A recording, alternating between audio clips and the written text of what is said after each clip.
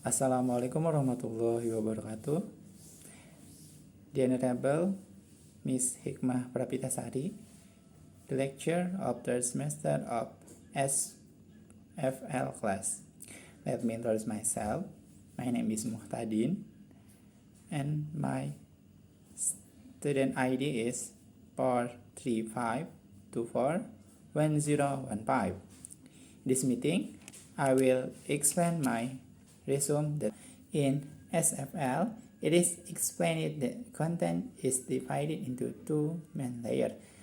Jadi dalam SFL ini dijelaskan dalam konteks dibagi menjadi dua lapisan.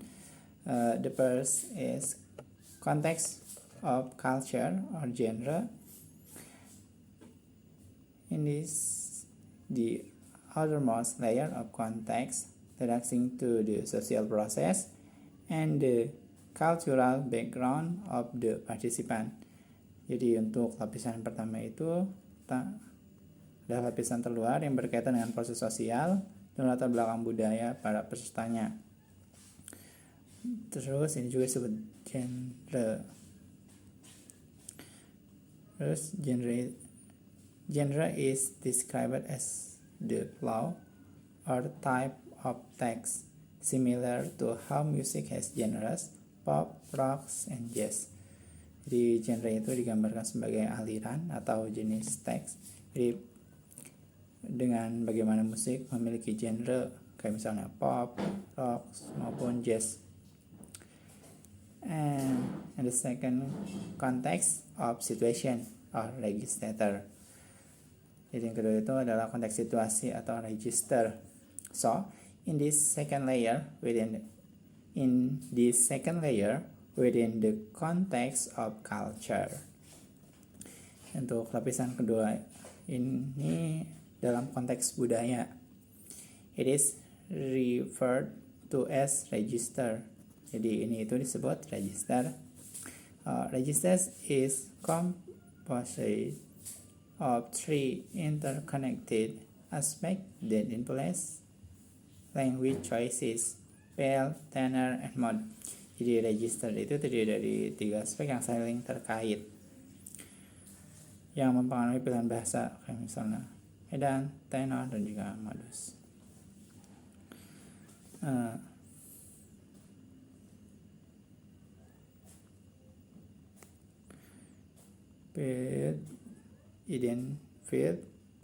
Additional meaning, expressing and connecting ideas.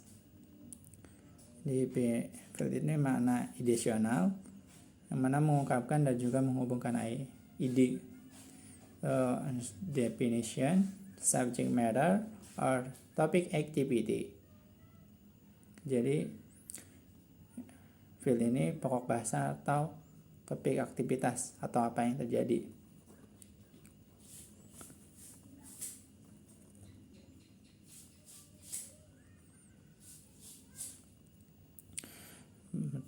Yang kedua itu tenor. Tenor itu interpersonal meaning atau interacting with other.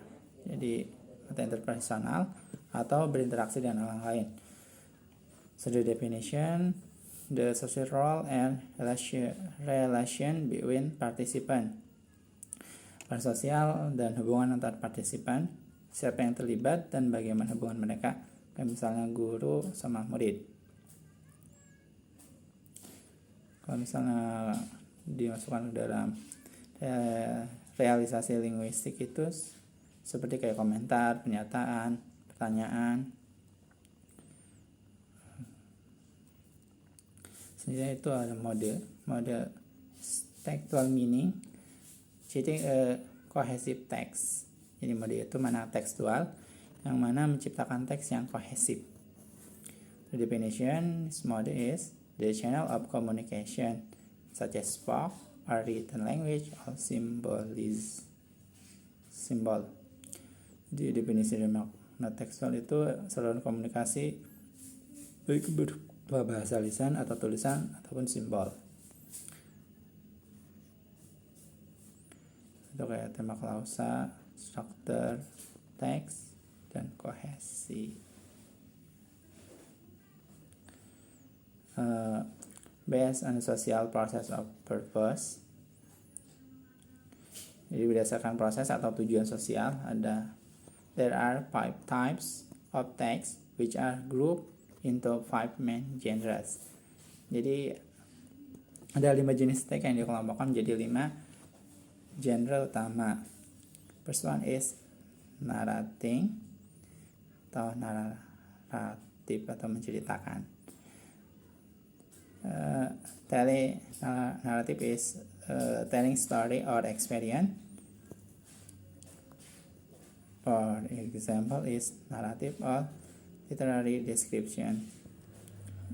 Narrative atau menceritakan itu ceritakan kisah atau pengalaman, kayak misalnya naratif, teks naratif atau deskripsi sastra. So for the second is interaction. Interaction is getting things done, such as providing a set of steps.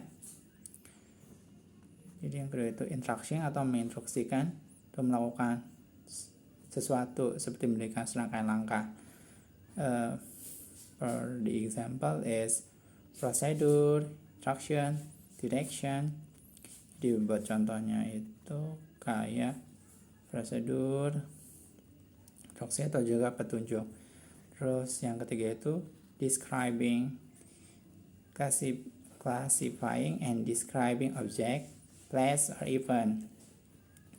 Misalnya deskripsikan atau describing, klasifikasikan dan mendeskripsikan objek, tempat ataupun peristiwa. Untuk contohnya itu seperti laporan informasi, deskripsi faktual.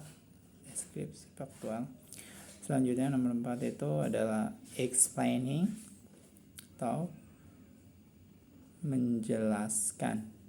Explaining how and why a phenomenon or process occurs. Dia menjelaskan bagaimana dan mengapa suatu fenomena atau proses terjadi. Misalnya kayak explanation of how, explanation of why. Jadi menjelaskan tentang bagaimana dan juga menjelaskan tentang mengapa. So for the last one is arguing atau berargumentasi. Arguing for or against a standpoint or presenting an opinion. Di berargumentasi mendukung atau menentang suatu sudut pandang atau menyajikan opini. For example is exposition, discussion, or debat. Misalnya itu kayak eksposisi, diskusi, ataupun debat. Sekian dari saya. Terima kasih. Assalamualaikum warahmatullahi wabarakatuh.